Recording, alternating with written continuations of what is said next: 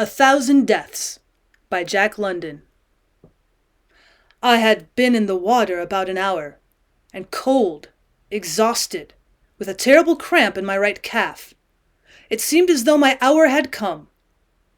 Fruitlessly struggling against the strong ebb tide, I had beheld the maddening procession of the waterfront lights slip by.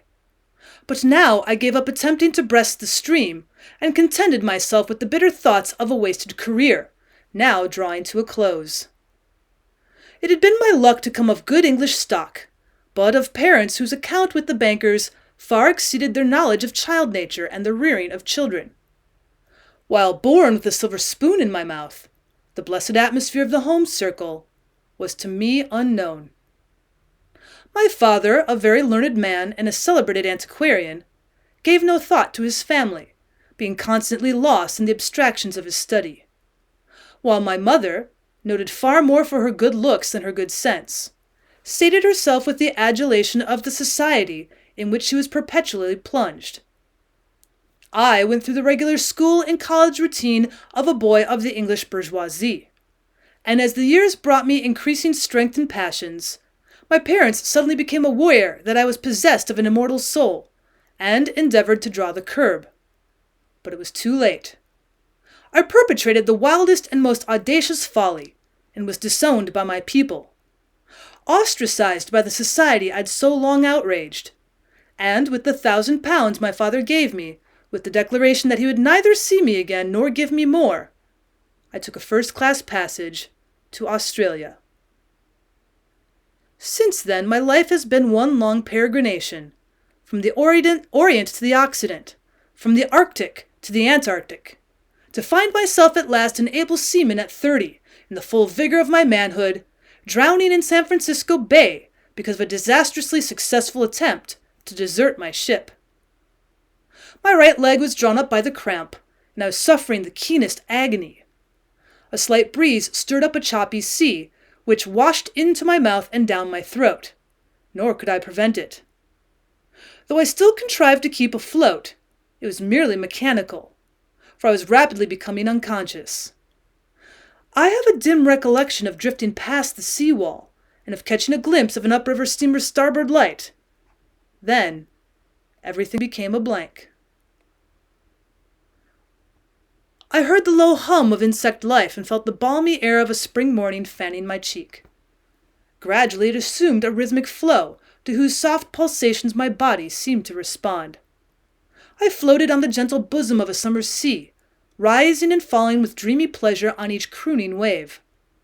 But the pulsations grew stronger, the humming louder, the waves larger and fiercer. I was dashed about on a stormy sea. A great agony fastened upon me. Brilliant and intermittent sparks of light flashed athwart my inner consciousness. In my ears there was a sound of many waters, then a sudden snapping of an intangible something, and I awoke. The scene of which I was protagonist was a curious one. A glance sufficed to inform me that I lay on a cabin floor of some gentleman's yacht, in a most uncomfortable posture. On either side, grasping my arms and working them up and down like pump handles, were two peculiarly clad, dark-skinned creatures. Though conversant with most aboriginal types, I could not conjecture their nationality. Some attachment had been fastened about my head, which connected my respiratory organs with the machine I shall next describe. My nostrils, however, had been closed, forcing me to breathe through my mouth. Foreshortened by the obliquity of my line of vision, I beheld two tubes, similar to small hosing but of different composition, which emerged from my mouth and went off at an acute angle from each other. The first came to an abrupt termination and lay on the floor beside me. The second traversed the floor in numerous coils, connecting with the apparatus I have promised to describe. In the days before my life had become tangential, I had dabbled not a little in science, and conversant with the appurtenances and general paraphernalia of the laboratory, I appreciated the machine I now beheld. It was composed chiefly of glass, the construction being of that crude sort which is employed for experimental purposes. A vessel of water was surrounded by an air chamber to which was fixed a vertical tube, surmounted by a globe. In the center of this was a vacuum gauge. The water in the tube moved upwards and downwards, creating alternate inhalations and exhalations, which were in turn communicated to me through the hose. With this and the aid of the men who pumped my arms so vigorously, had the process of breathing been artificially carried on, my chest rising and falling, and my lungs expanding and contracting, till nature could be persuaded again to take up her wonted labor. As I opened my eyes, the appliance about my head, nostrils, and mouth was removed. Draining a stiff 3 fingers of brandy, I staggered to my feet to thank my preserver, and confronted my father. But long years of fellowship with danger had taught me self-control, and I waited to see if he would recognize me. But not so. He saw in me no more than a runaway sailor and treated me accordingly. Leaving me to the care of his men, he fell to revising the notes he had made on my resuscitation. As I ate of the handsome fare served up to me, my confusion began on deck, and from the chutneys of the sailors and the rattling of blocks and tackles, I surmised that we were getting under way. What a lark! Off on a cruise with my recluse father to the wide Pacific. Little did I realize as I laughed to myself which side the joke was to be on. Aye, had I known, I would have plunged overboard and welcomed the dirty forecastles from which I had just escaped. I was not allowed on deck till we had sunk the Farallones and the last pilot boat. I appreciated this forethought on the part of my father, and made it a point to thank him heartily in my bluff seaman's manner. I could not suspect that he had his own ends in view, in thus keeping my presence secret to all save the crew. He told me briefly of my rescue by his sailors, assuring me that the obligation was on his side, as my appearance had been the most opportune. He had constructed the apparatus for the vindication of a theory concerning certain biological phenomena, and had been waiting for an opportunity to use it. "You have proved it beyond all doubt," he said, then added with a sigh, "but only in the small matter of drowning." But to take a reef in my yarn, he offered me an advance of £2 on my previous wages to sail with him, and this I considered handsome, for he really did not need me. Contrary to my expectations, I did not join the sailors' mess forward, being assigned to the comfortable stateroom and eating at the captain's table. He had perceived that I was no common sailor, and I resolved to take this chance for reinstating myself in his good graces. I wove a fictitious past to account for my education and present position, and did my best to come in touch with him. I was not long in disclosing a predilection for scientific pursuits, nor he in appreciating my aptitude. I became his assistant with a corresponding increase in wages, and before long, as he grew confidential and expounded his theories, I was as enthusiastic as himself.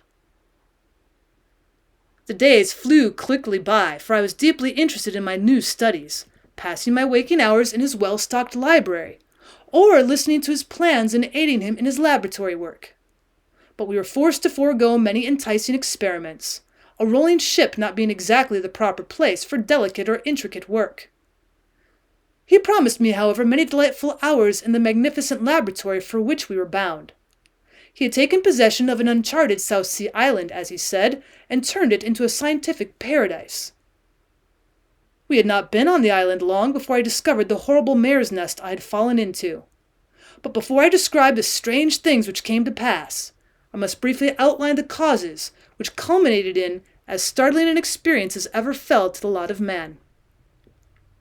Late in life, my father had abandoned the musty charms of antiquity and succumbed to the more fascinating ones embraced under the general head of biology. Having been thoroughly grounded during his youth in the fundamentals, he rapidly explored all the higher branches as far as the scientific world had gone, and found himself on the no-man's land of the unknowable. It was his intention to preempt some of this unclaimed territory, and it was at this stage of his investigations that we'd been thrown together. Having a good brain, though I say it myself, I had mastered his speculations and methods of reasoning, becoming almost as mad as himself. But I should not say this. The marvelous results we afterwards obtained can only go to prove his sanity. I can but say he was the most abnormal specimen of cold-blooded cruelty I have ever seen. After having penetrated the dual mysteries of physiology and psychology, his thought had led him to the verge of a great field, for which the better to explore, he began studies in higher organic chemistry, pathology, toxicology, and other sciences and subsciences rendered kindred as accessories to his speculative hypotheses. starting from the proposition that the direct cause of the temporary and permanent arrest of vitality was due to the coagulation of certain elements and compounds in the protoplasm. He had isolated and subjected these various substances to innumerable experiments. Since the temporary arrest of vitality in an organism brought coma and a permanent arrest death, he held that by artificial means this coagulation of the protoplasm could be retarded and prevented, and even overcome, in the extreme states of solidification. Or, to do away with the technical nomenclature, he argued that death, when not violent and in which none of the organs had suffered injury, was merely suspended vitality, and that in such instances, life could be induced to resume its functions by the use of proper methods. This, then, was his idea, to discover the method, and by practical experimentation prove the possibility of renewing vitality in a structure from which life had seemingly fled. Of course, he recognized the futility of such endeavor after decomposition had set in. He must have organisms which but at the moment, the hour, or the day before had been quick with life. With me, in a crude way, he had proved his theory. I was really drowned, really dead, but when picked from the water of the San Francisco Bay. But the vital spark had been renewed by means of his aerotherapeutical apparatus, as he called it. Now to his dark purpose concerning me. He first showed me how completely I was in his power. He had sent the yacht away for a year, retaining only his 2 servants who were utterly devoted to him. He then made an exhaustive review of his theory and outlined the method of proof he had adopted, concluding with the startling announcement that I was to be his subject. I had faced death and weighed my chances in many a desperate venture, but never in one of this nature. I can swear I'm no coward, yet this proposition of journeying back and forth across the borderland of death put the yellow fear upon me. I asked for time, which he granted, at the same time assuring me that but the one course was open. I must submit. Escape from the island was out of the question. Escape by suicide was not to be entertained, though really preferable to what it seemed I must undergo. My only hope was to destroy my captors. But this latter was frustrated through the precautions taken by my father. I was subjected to a constant surveillance, even my sleep being guarded by one or the other of his servants. Having pleaded in vain, I announced and proved that I was his son. It was my last card, and I had played all my hopes upon it. But he was inexorable. He was not a father, but a scientific machine. I wonder yet how it ever came to pass that he married my mother, or begat me, for there was not the slightest grain of emotion in his make-up. Reason was in all to him, nor could he understand such things as love or sympathy in others, except as petty weaknesses, which should be overcome. So he informed me that in the beginning he had given me life, and who had better right to take it away than he.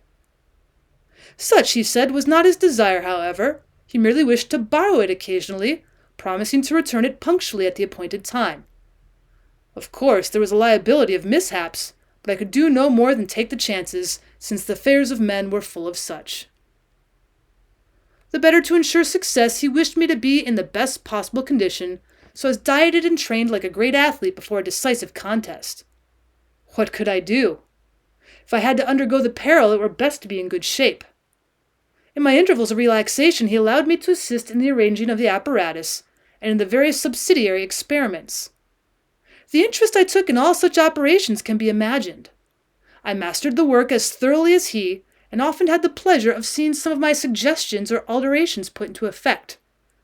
After such events, I would smile grimly, conscious of officiating at my own funeral. He began by inaugurating a series of experiments in toxicology. When all was ready, I was killed by a stiff dose of strychnine and allowed to lie dead for some 20 hours. During that period, my body was dead. Absolutely dead. All respiration and circulation ceased. But the frightful part of it was that while the protoplasmic coagulation proceeded, I retained consciousness and was enabled to study it in all of its ghastly details. The apparatus to bring me back to life was an airtight chamber, fitted to receive my body.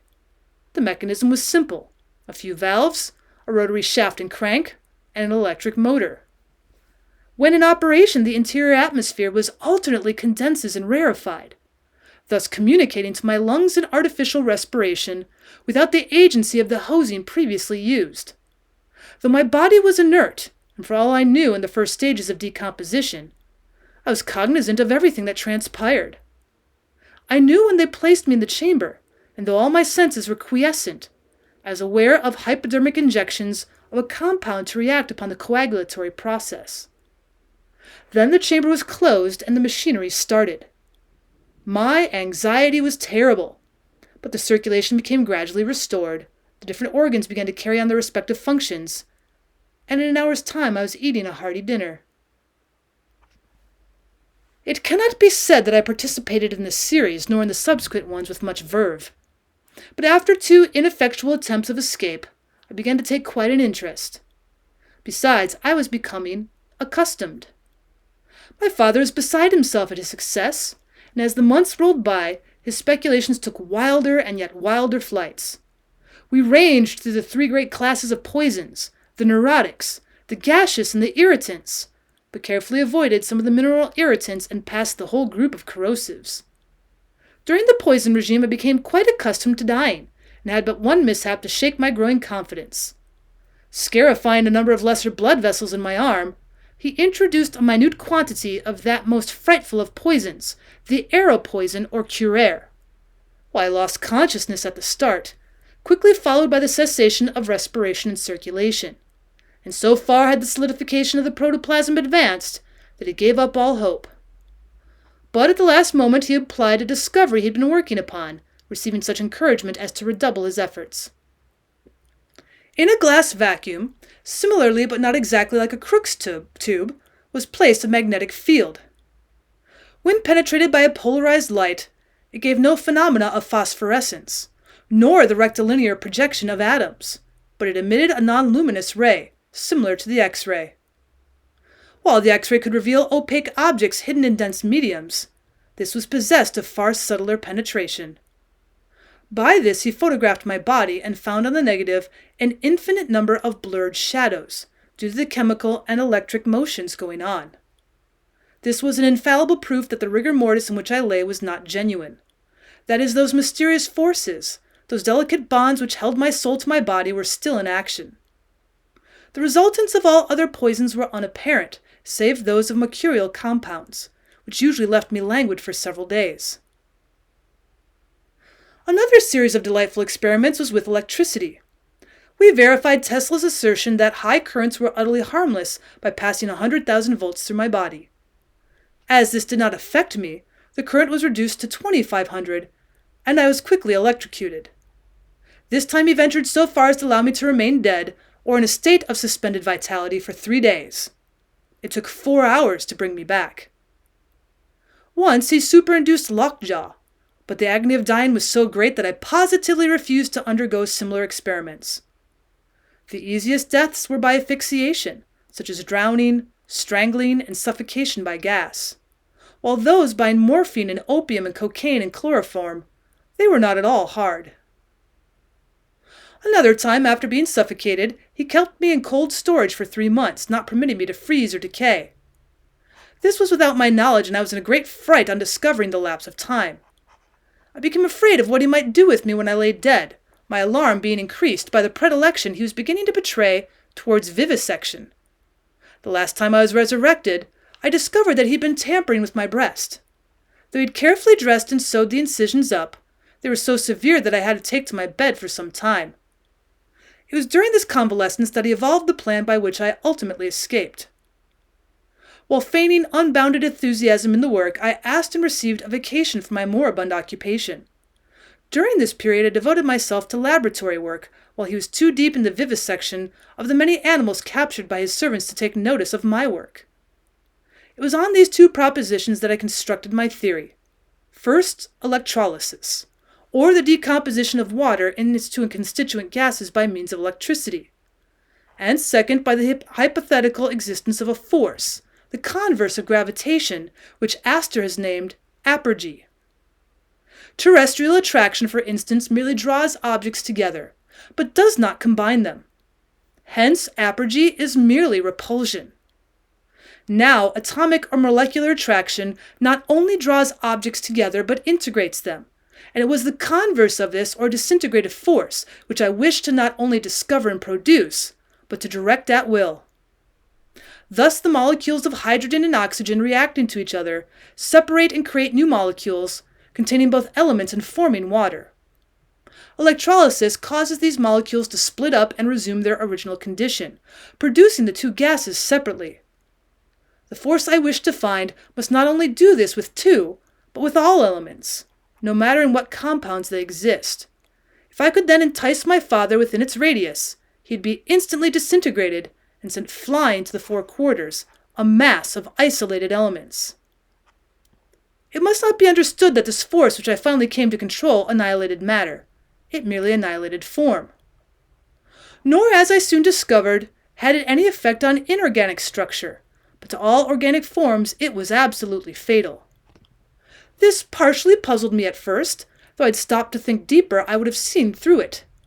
Since the number of atoms in organic molecules is far greater than that in the most complex mineral molecules, organic compounds are characterized by their instability and the ease with which they are split by physical forces and chemical reagents. By two powerful batteries connected with magnets and constructed specially for this purpose, two tremendous forces were projected. Considered apart from each other, they were perfectly harmless, but they accomplished their purpose by focusing at an invisible point in midair. After practically demonstrating its success, besides narrowly escaping being blown into nothingness, I laid my trap. Concealing the magnets so that their force made the whole space of my chamber doorway a field of death, and placing by my couch a button by which I could throw on the current from the storage batteries, I climbed into bed. The servants still guarded my sleeping quarters, one relieving the other at midnight. I turned on the current as soon as the first man arrived. Hardly had I begun to doze when I was aroused by a sharp metallic tinkle. There on the mid-threshold lay the collar of Dan, my father's St. Bernard. My keeper ran to pick it up. He disappeared like a gust of wind, his clothes falling to the floor in a heap. There was a slight whiff of ozone in the air, but since the principal gaseous components of his body were hydrogen, oxygen, and nitrogen, which are equally colorless and odorless, there was no other manifestation of his departure. Yet when I shut off the current and removed the garments, I found a deposit of carbon in the form of animal charcoal. Also other powders, the isolated solid elements of his organism, such as sulfur, potassium, and iron. Resetting the trap, I crawled back to bed. At midnight I got up and removed the remains of the second servant and then slept peacefully until morning. I was awakened by the strident voice of my father who was calling to me from across the laboratory. I laughed to myself. There'd been no one to call him, and he'd overslept. I could hear him as he approached my room with the intention of rousing me, and so I sat up in bed the better to observe his translation. Perhaps apotheosis were a better term. He paused a moment at the threshold, and then took the fatal step. Puff! It was like the wind sighing among the pines. He was gone. His clothes fell in a fantastic heap on the floor. Besides ozone, I noticed the faint garlic-like odor of the phosphorus. A little pile of elementary solids lay among his garments. That was all. The wide world lay before me. My captors were no more.